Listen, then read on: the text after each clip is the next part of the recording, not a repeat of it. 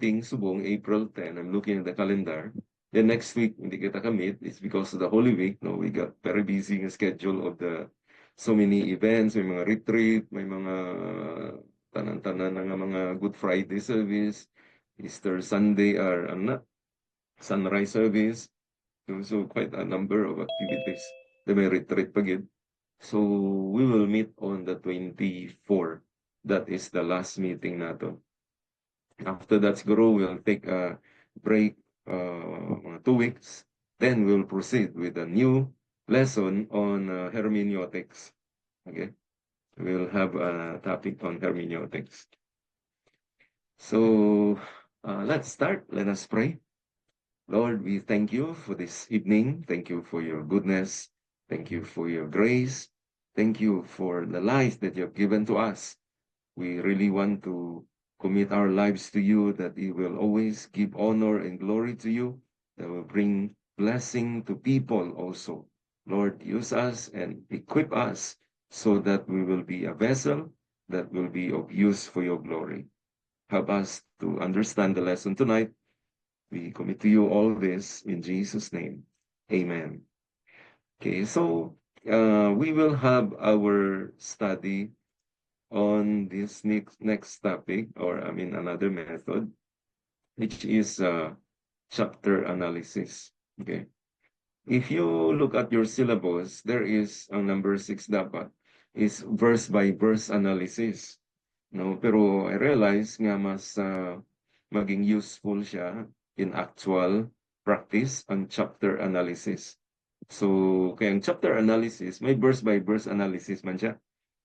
So mas bigger ang pictures ang chapter analysis compared to verse by verse analysis, because the verse by verse is already incorporated into the chapter analysis.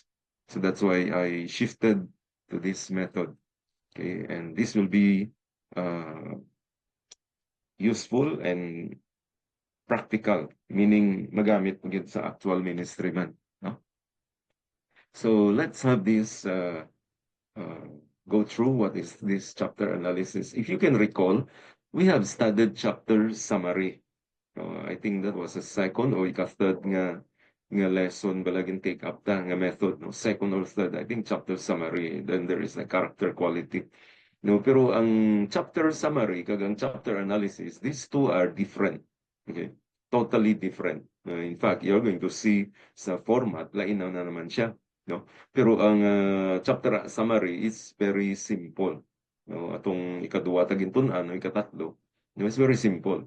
Okay, you just have to read the whole book 5 times and then extract some of the keywords there, and then insights, mula na siya. No? And then after that, wala ka ginpaobra outline. In this chapter analysis, the very first thing you're going to do is make an outline of the chapter. Yeah. And I would like to really advise you nga kung mag-ubra ka mo outline, because of the availability sa mga online nga notes subo, it doesn't help nga mangayo kabulig sa mga online or mga Bible study helps nga makopyahon mo tong outline. You know why? Because ang objective natin is you have to know how to do it yourself. You know, without all this Bible study nga mga notes, no, Bible study nga mga commentaries, no, all this, no. If you're so good on these methods, ining mga anong ka methods, no, you can even write your own study Bible one day, no? And then put your name there, no. Example, Ligada Study Bible, no. Yan ni Pastor Guillermo Abe, example, no? He is so good on writing already, so you can put it Ligada Study Bible and publish that, no? And that will be help, that will be of use to people. So ang pinaka-objective na diri sa aton nga study is you learn to do it yourself, no? Kadamo sa available, even mga sermon, kadamo sa available nga sermon. No, so you don't need to study, you just copy. No, pero again, ikaw ang perde, because without those, you cannot do it yourself. So again, gina-emphasize na gid, do not keep on referring sa mga study Bible. Like for instance, ang pinakauna mong librahon, you will have to write the outline of the notes of the book or the chapter, I mean. No? So don't look at any other helps. Do it yourself because you're developing the skills of Bible study. Okay, so you are at the losing end. What happens kung wala na ni sila? Or kinakanami nga one day mo bra kaya sang imo and put your name there nga ikaw na nagobra. No? Or imagine the PGDC, no, can produce study Bible. No? No? PGDC study Bible. No? Makibot ang iban nga mga district council. Sagad-sagad ang mga PGDC di. No? So, uh, after a study Bible has been completed, survey, I'm sure you have all taken up your survey study. So you already have a grasp or a picture of each book of the Bible. Okay. So the next thing that will be good is for a student of the Bible to grasp, okay, have an overview of the individual parts of the Bible. And that's what we call book by book or chapter by chapter. Okay. So with this, we will be using chapter analysis method of Bible study. Okay, so let's go now. How is it done? Okay, number one, the definition. Okay. Chapter analysis involves gaining a thorough understanding of the material of a chapter of a book by looking carefully, look at this, at each paragraph, at each sentence and word in an intensely detailed, systematic manner. Okay, so you're going to see now every paragraph. You see, yung chapter sa bilog nga Bible, let's say chapter 1 of the Gospel of John, example lang, no? You are going to read there paragraph by paragraph. No, ano na siya, naka paragraph na siya, no? And then verse by verse. And then you are going to even go into the word. No? So detailed. No? Unlike the chapter summary, nga do pahapaw lang, naging tanaw mo lang siya. Okay. Now, the importance of this study, it enables the Bible student to understand the Bible in a way it is written in whole books. Okay. It is a method which you are encouraged to use limited outside help, enabling you to learn the scriptures on your own. Okay. In fact, we must never be dependent on commentaries or all these mga study help. We need them. We need them. Okay. Pero, at first study na to, kinanglan hindi kita maanad nga nagadepende ra. Okay, after all all this commentary, all this study Bible, this was done by human beings. No? Although nakatuon na gid sila. No, they are really experts on that. Pero how are you going to become an expert unless you start doing it yourself? Okay? Rather than keep on copying from others. Okay? In fact, this guy is named Dawson Trotman. I do not know whether you're familiar with him. He is the founder and the first president of Navigators. I think if you are involved with many Christian groups, no, there are many, no, like the Navigators is one of them, no, OMF is one of them, Overseas Missionary Fellowship, Navigators, no, CCC, Campus Crusade for Christ. No, there are so many Christian group, and Navigator is one of those that is very good with evangelism. Okay. And the founder, Dawson Trotman, he wrote a certain booklet which I read. I forgot the title, and it's in one of my bookshelves. But we keep on transferring from here to Manila, Manila to another city, city back to Manila, then back to here. So I lost that booklet. No, but it was written by Dawson Trotman, and it was so. You see the passion of this man who was the founder of this group, and he trained his people on the Word of God. Yeah. How did he train them? He trained them using this method, chapter analysis method. Okay. And the standard or the quality or the depths of his teaching was able to even reach a certain pwede mo siya mabunggo at the time, no? Kaya, of course, yan lang mga tao gina-train niya. No, pero the standard that he reached was already equal to like a Bible Institute or Bible College. No, so meaning to say, he really trained them. No, ginpokusan niya mo lang gina. And since that time, okay, the history tells us that many other of those students o mga trainees niya nga gin-develop agad nila, and that's why there are many other further study that is being done sa sining nga mga methods of Bible study. Okay. So, ang ato naman no, we are just beginning. So that's why nga we're not really going so deep, no. Okay, so deep ka naman, ma-discourage ka lang, no, nga do nag-goodlay pagid niyo. No, so we don't want to discourage you unless you want to be a scholar one day. No, you want to be a Bible scholar. No? So padalom-dalom ka na daya. Galing kay kisa sobrang Bible scholar, hindi ka naman sindihan sa tao. Hindi kay pastor lang ta. No? So kinanglan relatable kita sa tao. Unless Bible scholar ka. So scholar to scholar ang istoryanay. No, pero kung pastor ka, you go down to the level kisang tao. Nga maintindihan ka nila, sana ano pa kadalom sa ginatunan mo. Kinanglan, malabot mo gid ang tao. Nga bisan wala ka eskwela, mabamati sa imo intindihan niya ka.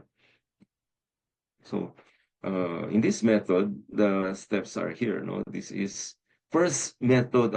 First step gid is you're going to do the chapter summary. Mo gining pinakauna nga obrahon mo. Okay. First thing you're going to do is to do a chapter summary. Okay. Unlike to sa chapter summary method, nga wala ka gani gin pa obra sa outline. Okay. Pwede riya ma-chapter summary ka, you're going to make the outline, and then verse by verse analysis na yon. Okay. So that leads us into the next. This is now the verse by verse analysis. Okay. So that's why I was saying kung tunanta ang verse by verse analysis, mas hasta lang di siya. Hindi na siya makalabot diri sa chapter summary. No? So, mas comprehensive ang ining method, ang chapter analysis, rather than just verse by verse. Okay. After that, the easier part is you write the conclusion. Of course, kung wala ka man nga kasulat sang verse by verse analysis, wala ka man sige conclude. No? So, kung sala imo nga verse by verse analysis, sala man na imo conclusion. So that's why nga still ang pinakapuno, ang beginning steps gid tsakton gid siya. Okay, so what is step 1? Write out a chapter summary. Okay, so in order for a person to write a chapter summary, will be guided by several ways. No, number 1, you can paraphrase it. No? Pag siling ka gani nga paraphrase means say it in your own words. No? Simplest way on how to rephrase, no, in your own way, in your own words, without looking from any Bible helps, without using the same word nga gingamit dira. Okay, paraphrase it yourself. Okay, so may mga paraphrase version kita. That is an example. Okay, like the Living Bible, the Message Bible, these are paraphrase version. No, so kung magbasa kasi na, do wala na siya, do ginapangita, kung maayo lang na for reading purposes ang paraphrase. Pero kung nagapangita ka na gani sa mga keyword or root words, budlayan mo siya igamiton ang paraphrase. Kaya nasobrahan niya ka-simplify. No, nga pang do novel siya bla, o do pocketbook na lang siya. No, like example, the Living Bible or the Message Bible, when you read, parang do pocketbook siya.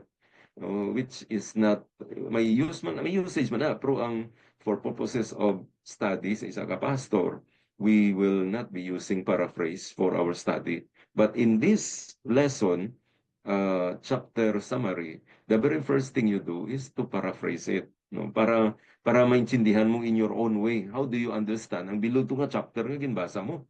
No, kung hindi mo siya ma-paraphrase, then meaning to say, basi wala mo pa siya naintindihan. Simple comparison will be like nagtanaw ka sa movie. No? You watch a movie for 2 hours. Pagwa mo, hindi mo man kinahanglan ni istorya 2 ka oras. No? Antak-an man ang imong nga friend, istoryahan mo siya 2 ka oras gid. No? Pagwa mo, istoryahan mo siya in 5 minutes tapos na yun eh. No? So kung main-chapto mo nga istorya, meaning to say, naintindihan mo movie. That's the meaning of reading the whole chapter and paraphrase it. Okay. The next thing is you outline it. So kung masulat mo na, maparaphrase mo na, outline it.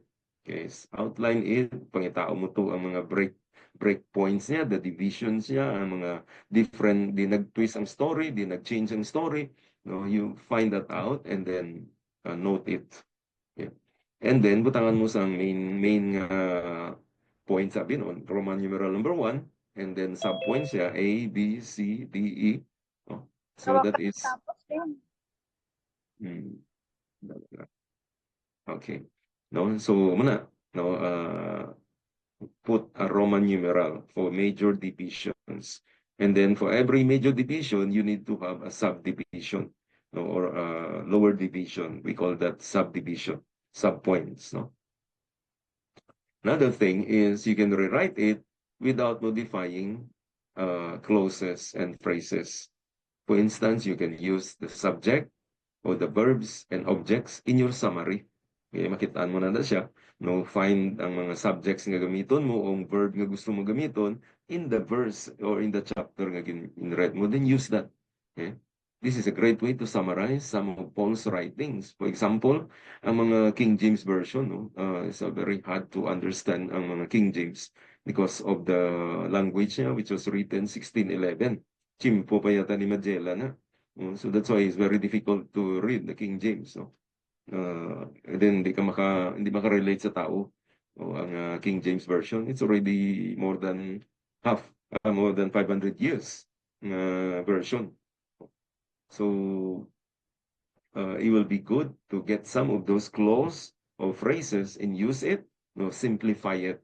After you have written this chapter summary, then give a title to the chapter or make a new one that occurred to you during the study. Okay, so itong mga Bible, lalo na gid ang NIV study, ang NIV Bible, not the NIV study Bible, the ordinary NIV Bible. Wala commentary, wala notes, wala anything. Okay, may ara na siya subtitle or mga section title tawag natin sina, no, paragraph title. For instance, there are 20 verses. Verse 1 to 5, may title na siya.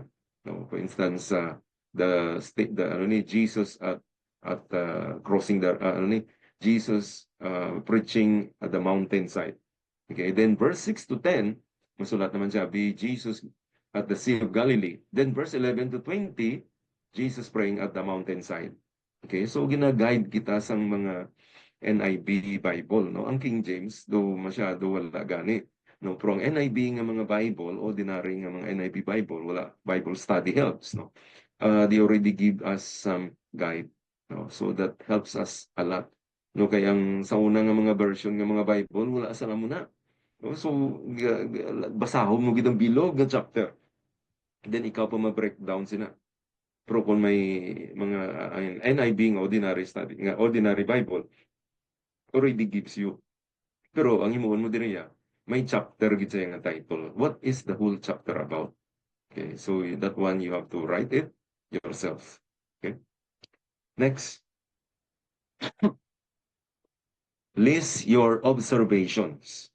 Okay, after you make the summary, proceed with observation na yun. No? So again, dire na siya ang mauti-uti. Okay? Dire ning you need time on this. Okay? That's why, for this type of study, mas may gani nga may duwa kita kasimana nga ihatag. You know why? Because kung isa lang kasimana, knowing nga damo kita obra, no, base mo lang hindi nyo may ngagaw. No, kung ginadali-dali mo obra, ang imong oras ni, no, ang ining study, no, dali-dali mo ni siya, makitaan man gyapon. No, pag present mo, makitaan man gyapon nga bawgin product of ano ni siya, product of ano lang ng dasigay nga pagtuon kay makit-an gid sa result sa imo nga obra nga damo ka na miss, no, damo ka dapat nga ibutang wala mo ginbutang kay nga man nagadali-dali kay, no, last minute mo na siya. For instance, maklase na ta next Thursday, example lang, no, ginobra mo lang Thursday sang hapon, no, di nga gawa mo makumpleto mo lang ang form nga ginatag sa mga guide, no, pero hindi na siya mo no, you need to do it possibly Thursday mo, baka Friday umpisahan mo na. No, umpisahan mo na matamat lang until nga matapos mo gid siya. No, pero inang one shot kung kuan mo tapos nagsisigo mo na maklase na kita. then i-submit mo dayon, damo gid errors mo. No? Not counting nung like for me, ang ginatag ng mga assignments ninyo, may diyan ako nangadaan. So makitaan ko kung ginapangita ko kung nakitaan mo tong dapat mo makitaan. No? So we see here, before you begin to interpret, hindi ka gina mag-interpret, first look at what it says. Okay? The purpose of observation is saturate yourself completely with the contents of the Bible passage. Now, look at this. The mark of a good Bible student is they learn how to observe. The key word here is observe. Observe the things in the text. Okay? Again, if you recall, we studied about the introduction of methods of Bible study. We are like investigator here. No? Ga-investigar ka. Wala ka sang clue. So you have to get clue by clue. Okay? So kinahanglan obserban ka gigatama. No, dugwa mo do agent ka bala. No. Nga wala ka gid sang clue. So gamay-gamay lang nga clue da kinahanglan mabasahan mo gid na siya. No? Ang mga isang kamot sa pader, no, tanawon mo na siya. No, ang mga small notes nga nabilin, tunan mo ginatanan. No, those are mga pieces of evidences nga pwede mo na siya ma-connect sa ulihi. And then it will form into a one full picture sa ulihi.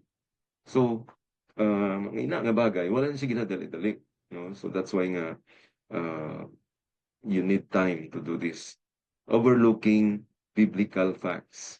There are three reasons why we often overlook things and miss so much in the Bible text. No, anong mga rason nga kisama mismo? Number one, you rush through a passage. Nagadali-dali ka. No. I really mabalaan mo gid no ang products ang rush ng obra. No, kay ti pag-present sina, makit-an mo gid yon bawda mo ginamiss niya. No. So ginadali mo eh. So it can be seen. No? It's very clear. So the moment you rush, you miss so many things. Kaya dapat, damo ka pa to dapat makitaan eh. Okay, kung nagadali ka, no? It's like kung nagadali ka, damo, hindi mo makitaan nga mga bagay-bagay. No? Kung may ginapangita ka no? sa imong nga balay, nagadali ka, nadula itong imong libro.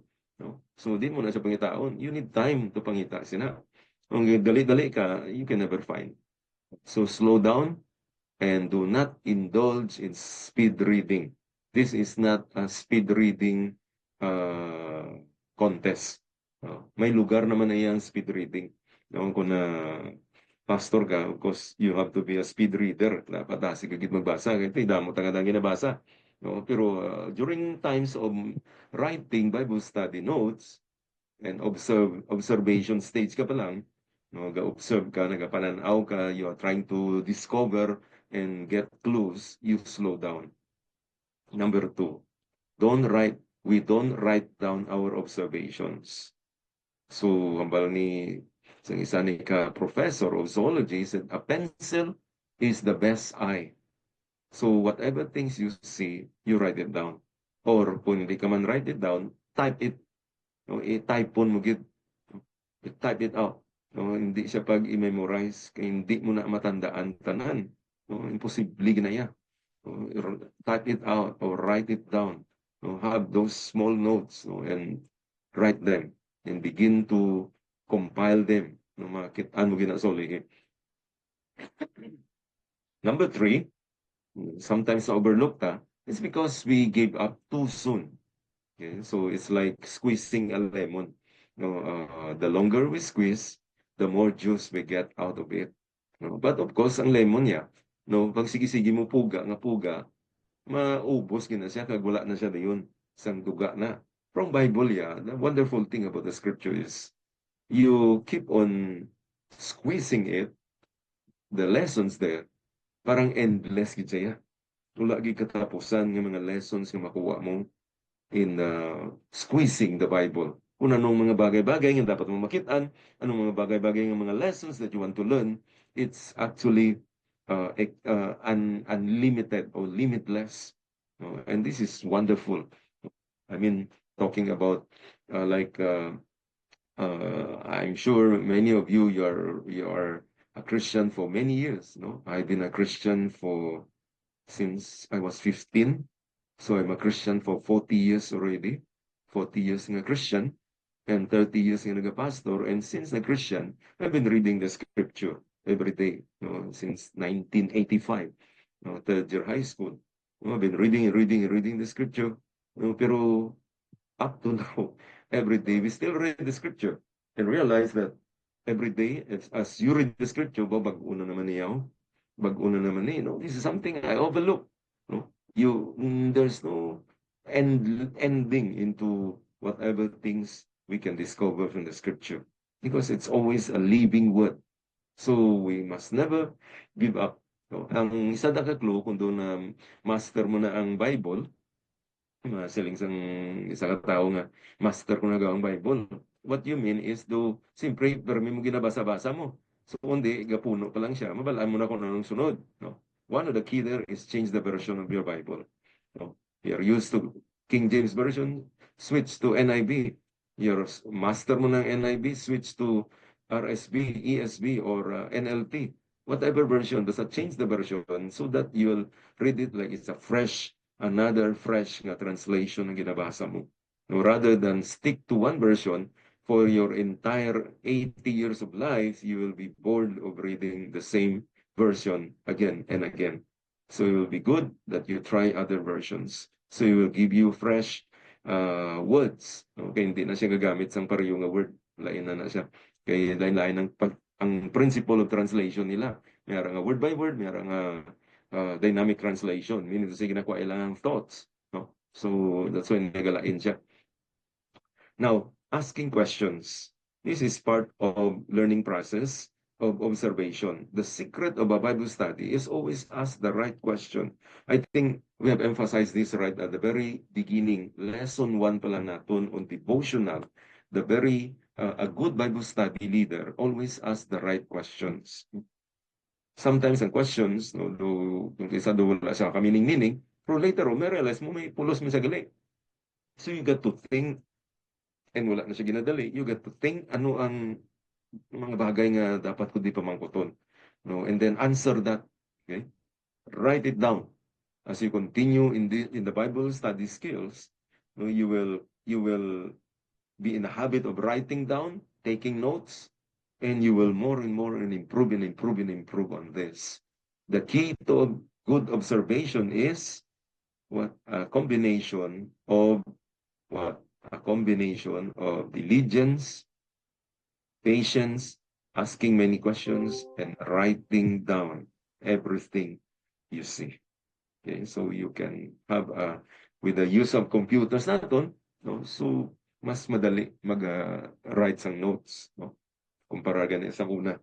No, when I remember I was doing my Bible school 1995. No, we got to really write everything, including sermons. We write everything. No, Bible study original notes, write everything. So now with the computers, no, we can change computers and we can still copy the same file. Unlike kung ang papel, nadula na to siya, anayan, nakaon sing ilaga, no, or na-transfer, nadula na. Okay, so this is number 2. Observe. List down your observation. Una-una is to write a chapter summary. Okay, paraphrase it, outline it, and then rewrite it using the clause or phrases. Then number 2, list your observation. During observation, lawig-lawig na siya daan. Okay. Step 3, ask interpretation questions.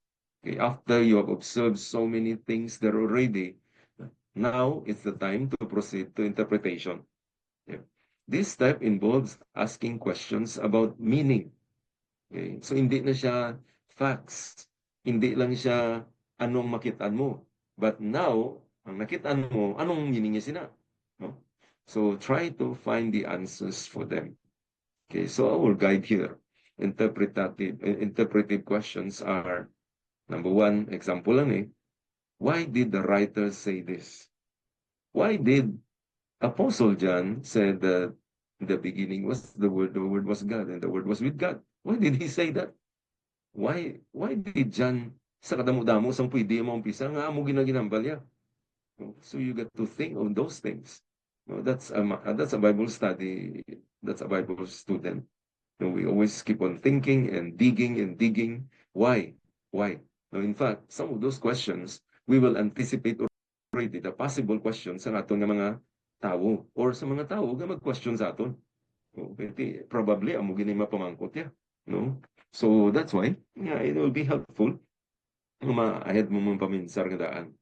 No? And then another interpretive question is, what is the meaning of magsiling na si Jesus, I am the way, the truth, and the life. What's the meaning of that? No, that's a key chapter good in the Gospel of John. What's the meaning of the way? What's the meaning of the truth? What's the meaning of the life? And then, what is the significance of a particular passage? Why did Jesus have to go to the mountainside and then ask his disciple, take the boat, go yourself. I move to the mountain and I want to pray. What's the significance of that? Wala siya nagupod to, tapos nagpa-separate siya. Then later on, you can read that in the account of the gospel that Jesus halfway, no, nakatravel na ang mga ano ni, ang mga disciple, no, nakatravel na sila after na sang feeding of 5,000 ha. After nakatravel sila halfway in between, which is around 5 kilometers na na-travel nila, you will realize that Jesus, they saw Jesus approaching. No? So around 5 kilometers away, Jesus walked all the way there. So what's the significance of that? Okay. What is the implication? Why did this thing ginalaw ni Jesus? Why is this important? Okay. So you should be able to think of many other interpreted questions. Never think that any question will be too stupid, too silly, you know. But sometimes bimuanay do lang ulang o depinilusok po nga question, pero gali may points sa ulihi. So write down the possible questions. You may not be able to find the answers, but write it down. One day, soon, you will discover that.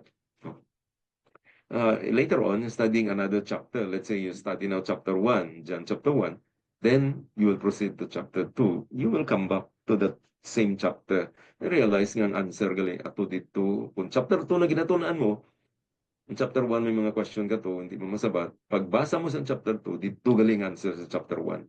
Okay?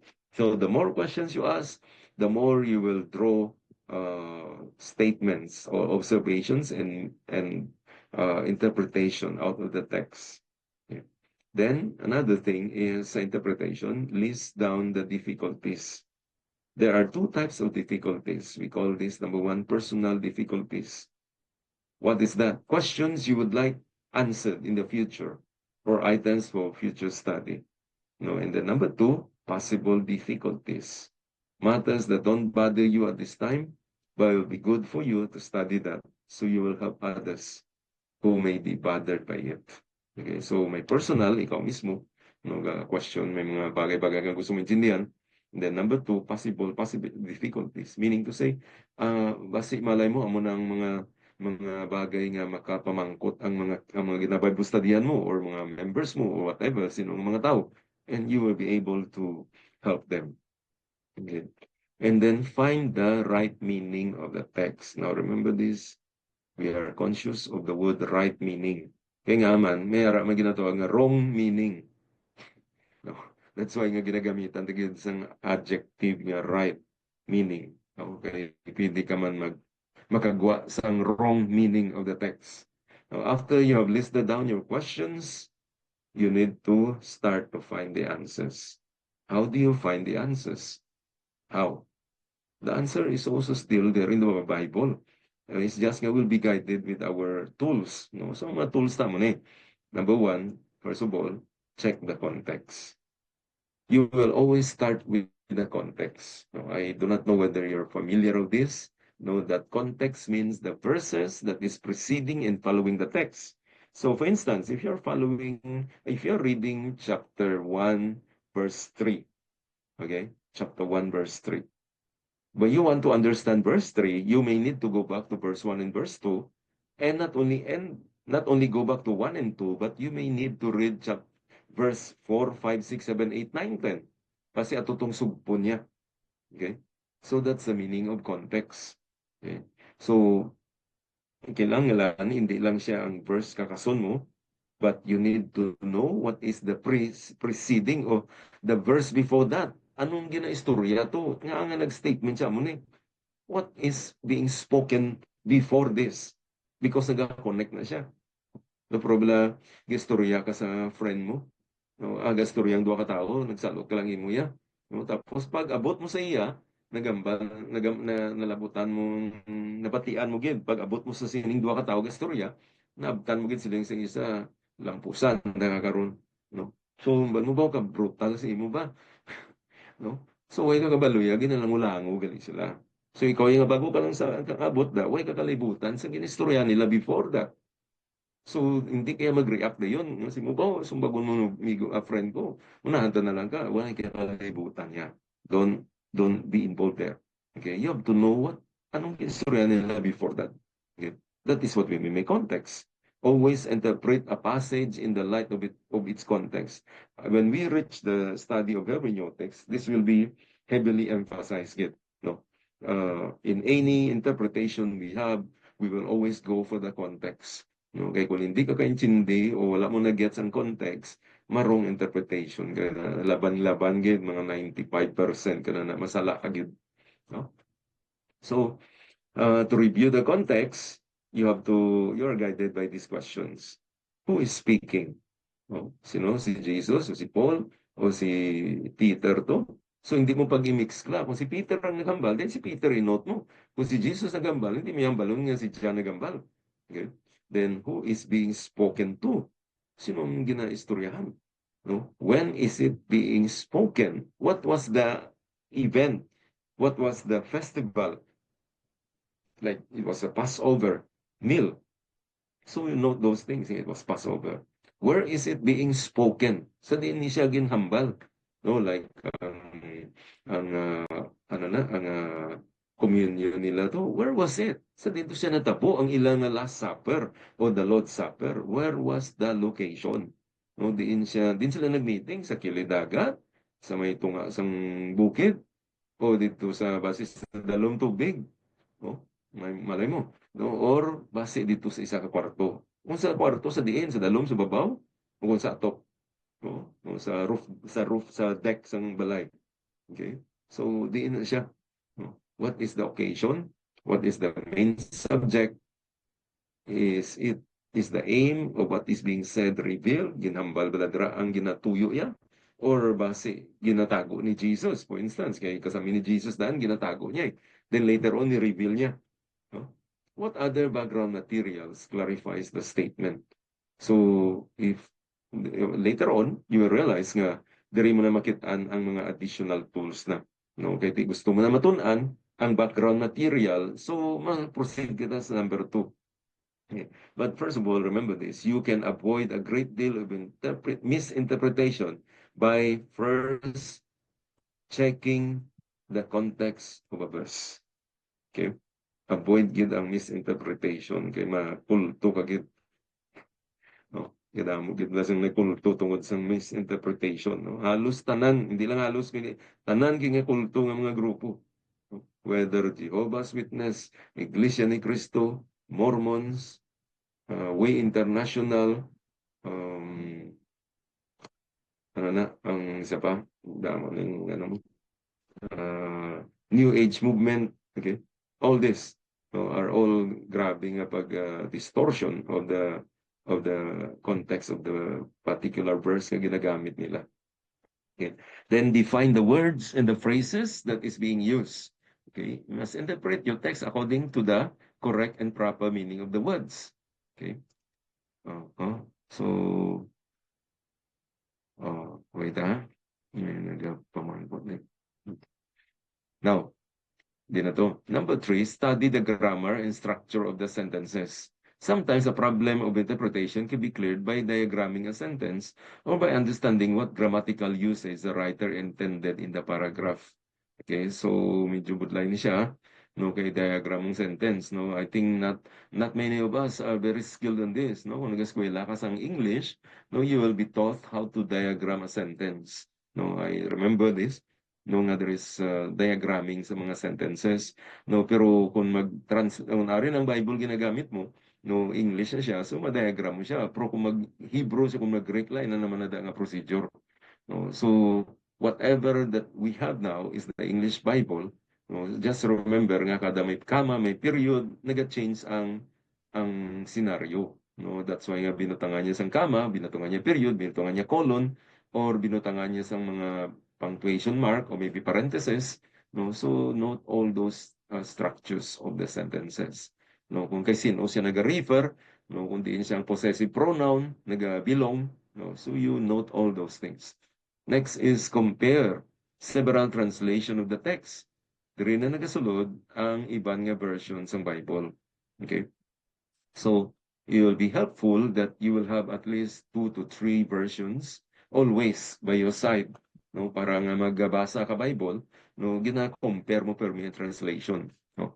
Like for me, personally, in my daily devotions, I'm using tatlo gina per ka version. No, kaya kung kaisa, ang isa lang ka version, isa doon hindi ko siya mag-gets. So, I will switch to another version and then switch to another version. Then I go back again to my no, to my major gid nga version. Pero I'm always have with me beside with that version, may duwa gina per ka version, nga gina-check mo. No, kung anong bot yun yung silingon. No, in the daily devotion lang no, it's already a practice. No, nga, I don't just read in a particular version, but we will always check on another translation. Kaya base may mga losses of words pala. And translation, isa hindi man ni siya perfect mo. So that's why nga may mga comparison kita per minsan translation. No? And then study of the background of the text. Interpret your text in the light of the historical, cultural, geographic, economic, social, and political background of the book. Okay? So including, kung mabalaan mo, current events of the time. Kung may idea ka. No? So, paano mo naikwaon? Dire na sa mga reference tool mo. You can check the background. No? So that will help you. The Bible Encyclopedia, Bible Archaeology, no? Or Bible History, no? Or even ang aton nga mga natunan to sa Old Testament, that will also help you understand.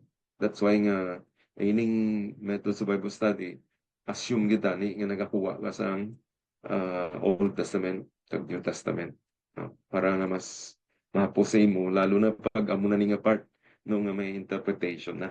No? Would you imagine, nga ari ka sa sini nga class, method sa Bible study, din wala kang idea sa mga what is the ano nagkalatabo sa story sa Old Testament, ano nagkalatabo sa story sa New Testament.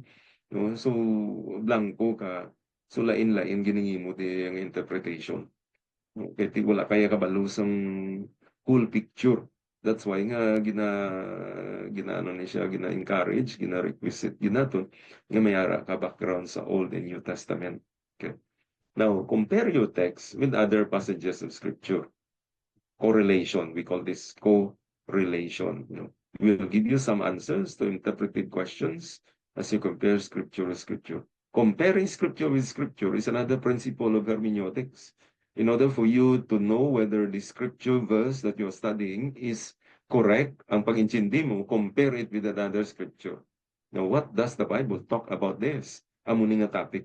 So, i-compare mo siya. Kung hindi siya magsanto, meaning to say, base sa ni ang ginabasehan mo, so maybe you got to find another another comparison nga mag-match siya. No? Otherwise, kung imo pag-intindihan mo na pero wala sa gamat sa ibang nga version, it could be nga sala ang pag-interpret mo, sala ang meaning sang imo nga pag-intindi.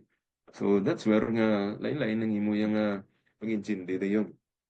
No? Consult a commentary as a last resort. So we always encourage you no, to consult commentary last resort kung kinanglanon gid. No? Pero kung mayo ka mag-analyze, mayo ka mag-observe, mayo ka mag-interpret, na observe gid ang mga principles of observation naton, principles of interpretation, you will be shocked. No, you will be shocked. Nga ang imo nga ginakit-an nga observation kag imo interpretation pareho lang na to sa commentary. No? Or hindi pagali pareho kung kaisa kundi nami ang commentary ang ginabasehan mo, mas nami pagani mo bra. no? You will be shocked. No? So in other words, nga, ang commentary, they are not the Bible. They're not. No, kay isa, ginatanaw siya, sabi nga, oh, check mo din sa commentary. No, may kakabalo. And sometimes, di ka makabalo sinong author sa commentary nga ginabasehan mo. That's why nga you have to really know sino ang commentary nga ginabasehan mo. No, para may kakabalo. Nga, for instance, I give you a case. When you go to mga controversial nga verses, no? Like for instance, women as pastors. Okay? Ang mga babae, kinanglan giblang babae nga tawag nga pastor or the Bible says hindi siya pwede. Okay? So, there was one there was one time I was teaching during ano gito pandemic. I was called to teach hermeneutics class through Zoom. No? Isa ka Singaporean nga church planting school. No, somebody referred me, so they called me up to teach hermeneutics subject. So I teach. No, one of the student, we touch about this subject. We touch about this topic. No, ang babae kinanglan bala mga pastor or ano lang sila, assist lang sila. Po hindi isa patagaan title nga pastor. So there was one student, taga dito siya, taga Mindanao bala. No, so I told them, siling ko, based on our doctrine niya, no, nga we allow women nga tawgon nga pastor gina-ordain pa ganin namon eh. No? So ini nga pastor, ini nga estudyante is also belonging to the Assemblies of God. No, pero ang balian niya, but pastor, according di sa ginbasa akong commentary, hindi kita pwede, bla bla bla bla bla bla. So ganda mo glawig niya gin-explain. No, siling ko, are you using uh, John MacArthur commentary? Sabi niya, yes, pastor. Kasi ko, definitely. No, ang imong statement, John MacArthur na. Mm. So, mo na nga ginabirahan niya ginada, tanan nga mga antay ginasa sa mga babae. So, you have to really know kung sinong komentary ginabasehan mo. Saling ko, si John MacArthur, gamiton mo depensa, gamitan ka sang lain nga mga komentary, sino patihan mo? Ano gid ka authority si John MacArthur kumpara niya sa isa namang ka commentary? So, hindi mo na siya mabasehan nga commentary to commentary. So, ngayon rinaway ka mo sinadagaron. So, there is a place for commentary in the Bible, but it comes only after you have done your work. Okay? Compare your interpretation with the writings of the both Christians. If you have a correct interpretation, you may be sure that God has shown you the correct interpretation in comparison sa mga existing naton nga mga commentaries. Okay? Pero kung layo gidang imo meaning sa mga existing nga mga commentaries written by scholars that are expert in their field, and basi may error ang imong interpretation. So you better check, you better verify, clarify, in case mag-lain bala. So, we are thankful nga sa aton sa mga generation, may mga internet kita, no, mas madasig kita magpangita sa mga different sources. Pero again, hindi man na siya tanan complete sa internet. No, kasi siyempre, perdi man sila karon. No, ginanegosyo man na nila mga libro eh. So that's why nga ginapabayaran gina saya. No, bisan online, may ara nga available, pero gamay lang na ginahatag nila. Pero kung magbakal ka gid sang full nga book nila, no, tag 2,000, 3,000, 4,000. No, that's where you see everything. No, nga makita mo ang full-blown nga explanation nila. No, ito yung simple bayadan mo eh. To be fair also to the writer. No, ito yung pangabudlayan niya man na, tapos pangayoon mo lang. No? Step 4, correlate your chapter with other scriptures. Okay, correlate, meaning to say, compare mo siya. No? This step involves finding cross-references for the verses of your chapter to further explain the meaning of the text.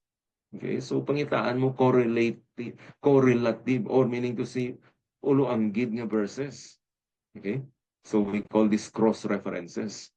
Now, a principle of hermeneutics or interpretation is this: the Bible interprets itself. Scripture best explains Scripture. In other words, kung may isa ka bagay, isa ka version dira, o isa ka verse, na gusto mo makuha ang meaning niya, compare it with another part of the scripture. We call that cross-reference. No, kung nagasanto siya, correct na. No, pero kung nang sa piyak, nagakontra siya. I'll give you instance. Magambal gabi nga Acts chapter 17, nag-mention dira that this man, Jesus Christ, Okay, so this man, Jesus Christ, no? So kung magbasihan mo lang na Acts chapter 17, makonclude ka gid nga silingkugid mo nga si Kristo tawo, hindi sa Dios. Pero basihan mo naman sa ibang nga portion sa scripture, ginapakita nga si Jesus tawo kag Dios man siya. So ang ining Acts 17, hindi mo ni mabasihan nga doktrina. Okay, because nagka-conflict sa ibang nga verses. So that's the meaning of the Bible interpret itself. No, kung may verse nga hindi siya magtali sa ibang nga verses, maybe may sala ni ang imo pag intindi diri. So kinanglan naga-agree kabla mo scripture hindi man siya mag-conflict sa iya kaugalingon. No? So that's the meaning. No? We have a guide here on how to do cross-referencing. No, number one, we call this cross references within. No? So meaning to say internal correlation. Find it within the same book. Kung ano na siyang chapter, compare it. Kung Romans na siya, 16 chapters ng Romans, no, compare it with the whole book of Romans. Then the second part is compare statements in other writings by the same author. So for instance, you're studying Romans chapter 6. No? So don't only ang second level ng cross-referencing, don't only study up to Romans chapter 16. But you can study maybe from other writings of Paul. No, for instance, Romans, the book of Romans is a companion when you study maybe the book of Galatians. So read through the book of Galatians.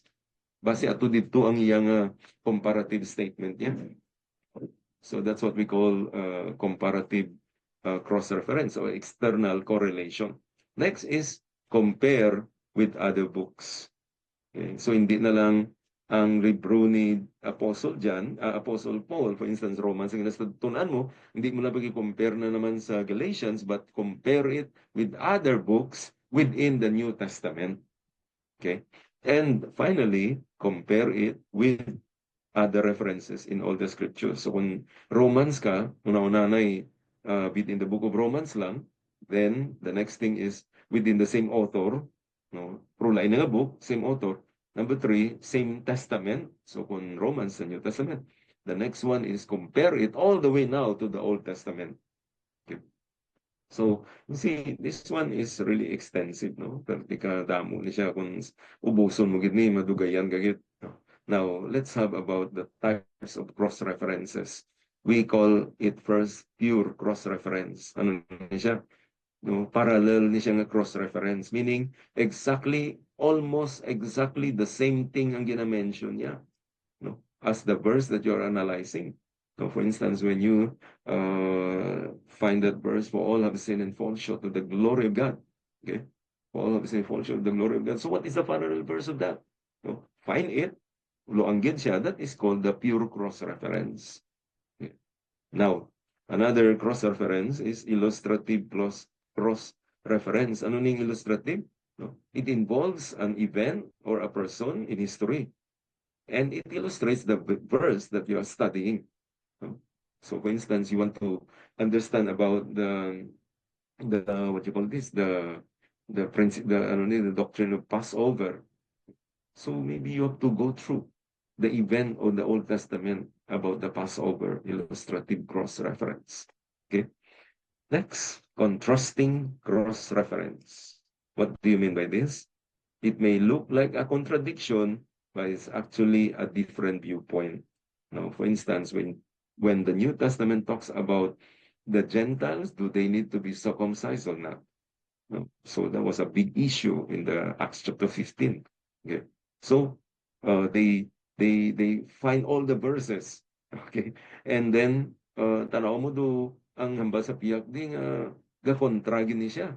No hindi gid pwede ang Gentiles hindi sila ma-circumcise. Sa piyak naman wala na nakaso. Oh, so what are those contrasting references? And what is it trying to say? And you realize nga actually ang contrasting hindi man sa contrast. It's trying to give you the other viewpoint pero actually nagasanto man sa gyapon.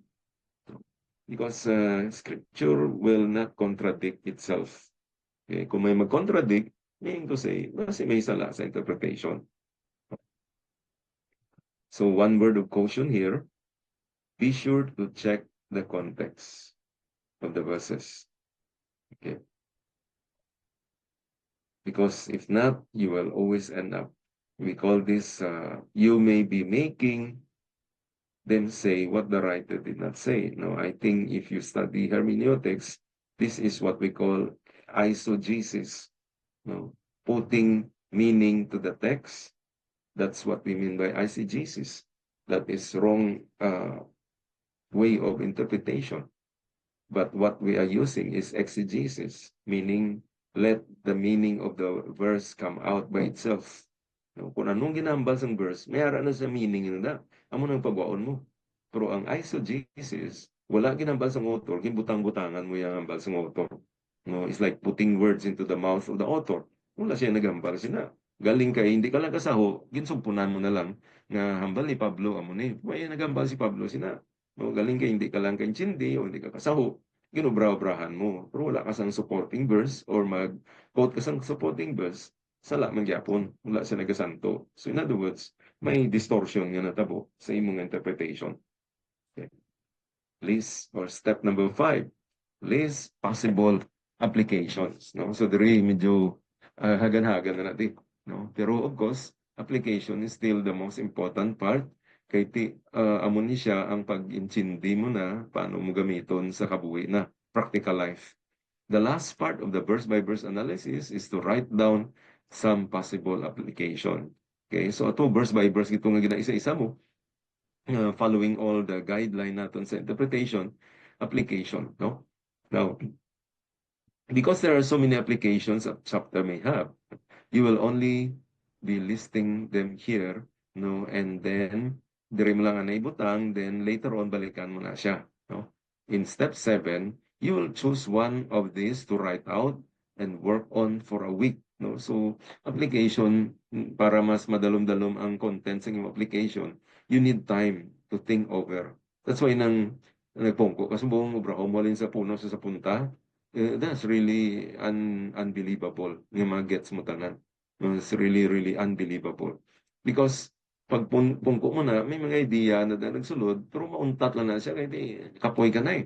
Pero kung you stop, and then balikan mo sa next day, no, and then you add another one, balikan mo next day, may gadugang na siya, then your applications will be broader. Your applications will be deeper, no, will be more meaningful kagdo mapatihan, no? Yung kaisa nagadali ka, pinalagpatan mo lang application mo para na lang nga matapos may application ka.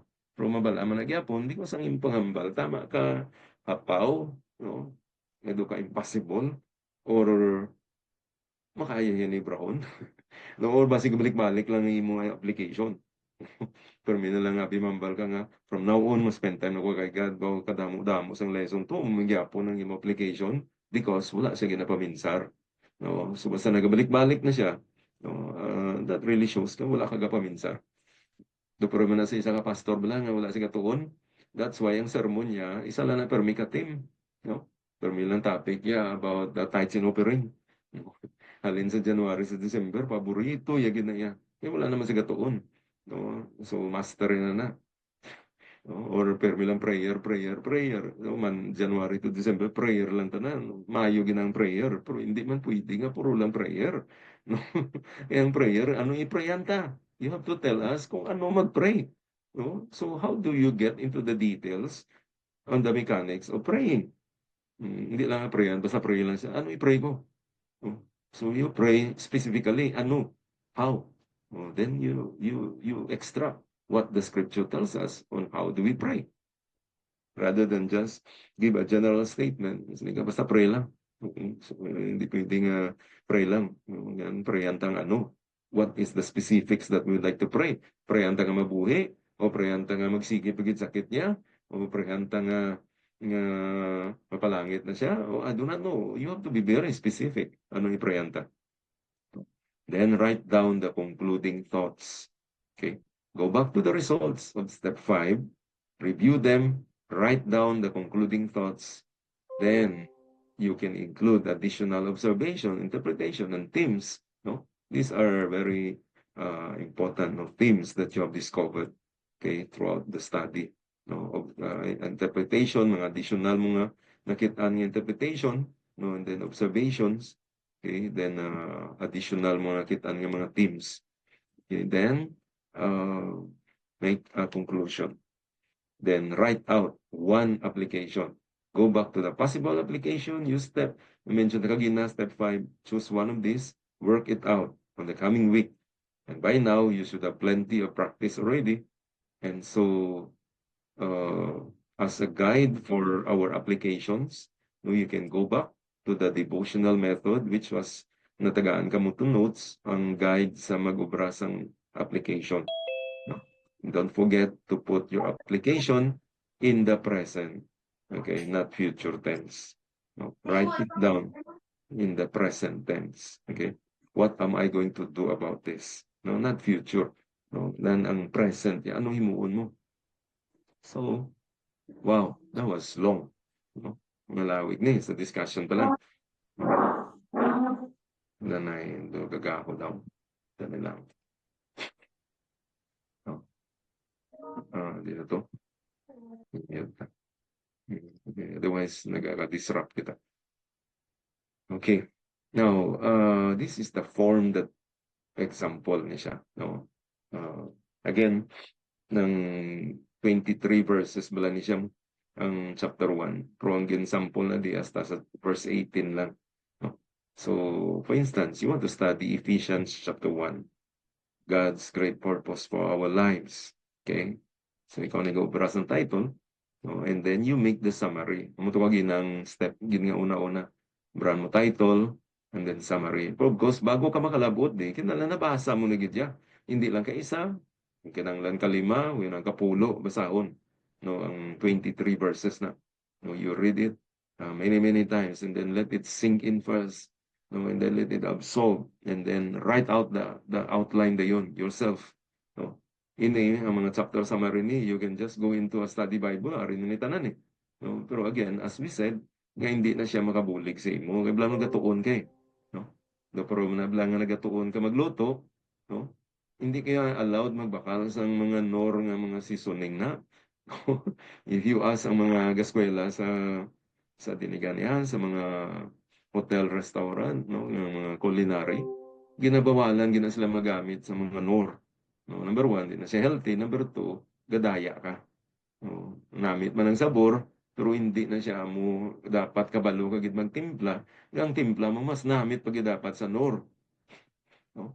So kung kabalo kagid ya without the nor, using whatever spices da, patis, asin, whatever, no? Hindi lang ang mga nor nga ready mix na siya. No? You will know how to timplahon siya nga namit pa siya gani. Sang nga may nor pa, healthy pa dayon. So this is what we are doing, no? O kung sa mga sudan man, no? That's why nang balang mga human nga sermon, no, we call that sardines or can food sermons, no? Human na siya gadaan bala, no? Pamudyoton mo lang, tapos initiniton mo, sudan naman siya. No? Sudan naman. No? Pero kung pamangkuton ka, paano maghimo, hindi ka kabalo. Kabalo ka lang mag-init. Kabalo ka lang magbutang kamatis. Kabalo ka lang mag-isa. Pero sila nga ikaw gidabihin mo, hindi ka gigabalo yan. No? And that defeats the purpose. No? Ang pinaka-objective na again is we will be able to do it ourselves without the help of all this. No? Because we are Bible students, we have to know how to do it ourselves. No? Kaya ining nag-aulubraning sa mga study Bible, nagtuon man ni sila tanan. Then, ginubrahan nila, hindi man na siya perfect. So, muna gani, nga ubra ka man sa imo yan. Okay, so amo ning iyang introduction, verse 1 and 2, and then verse 1 and 2, then verse 1 and 2 introduction, then revelations of the purpose of God. So amo ning iyang nakitaan, main point, chapter 1, verse 3 to 14, then A, B, C, D is the subpoints, then major point number 2, the response of prayer to God. No, iyan nga ubra. No, ikaw gini discover kung paano mo ni masiling nga amo ni. So you be the one to write the outline. The response of prayer to God. Then letter A, foundation of prayer. Letter B, formulation of prayer. No, dapat may supporting verses ni tanan. No, kung ano dang ginsulat mo, may supporting verses nga nakasiling ka mo sina. No? So, hindi ka pwede magsulat kami, the formulation of prayer, then wala verse. Then naglumpat ka na sa the finale of prayer. Hindi na pwede.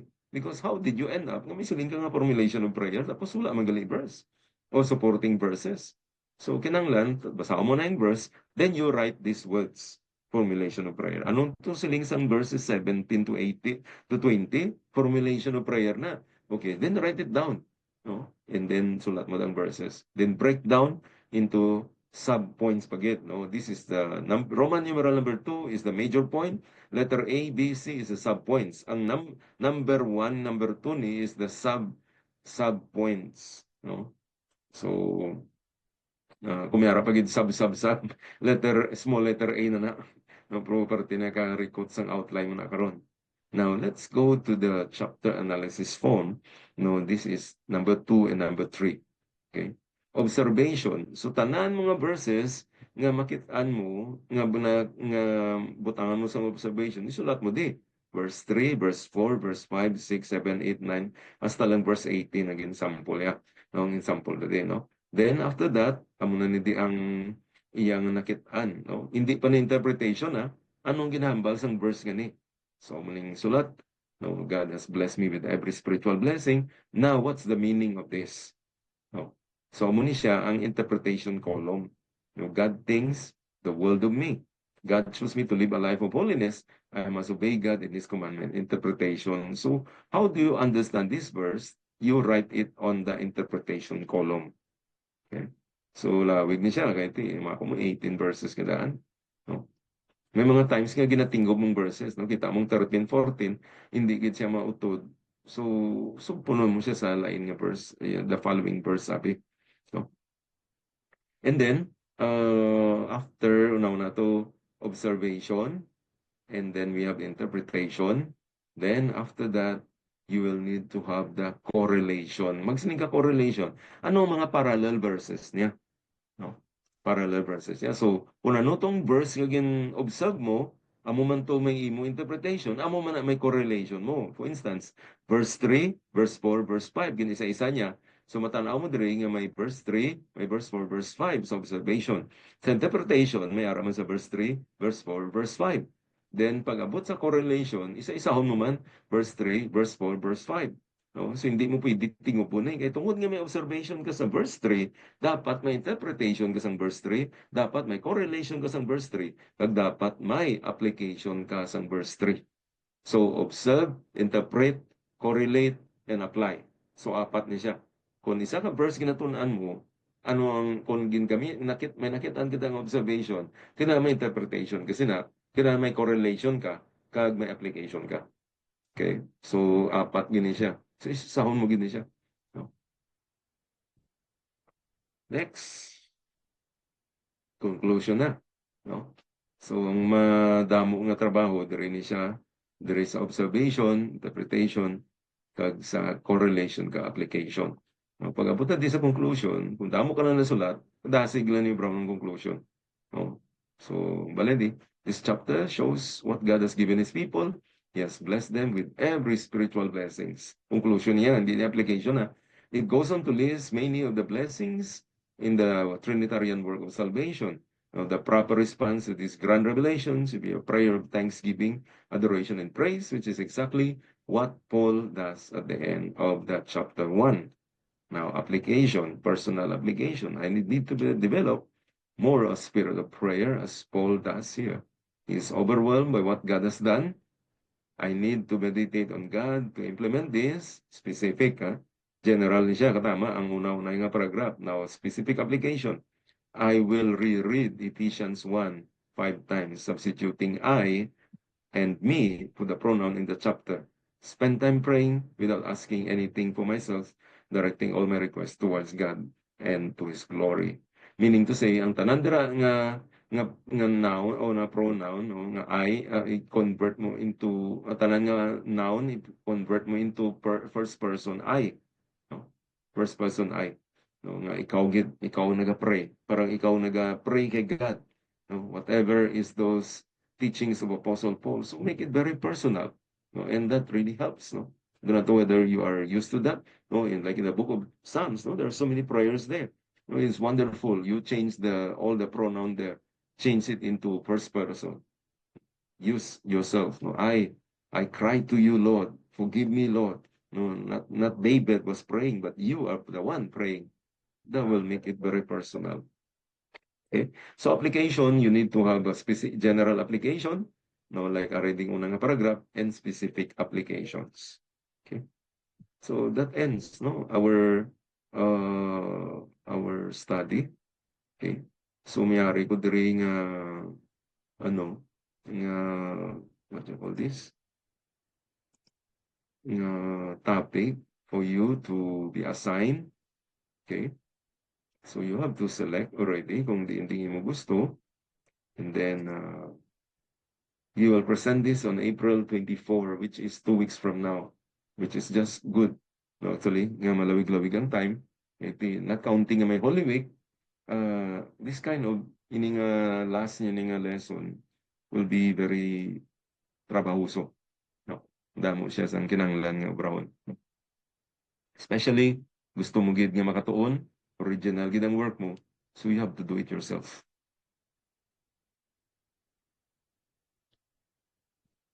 Okay? So I think that ends our lecture. Wow, that's almost 1 hour of study.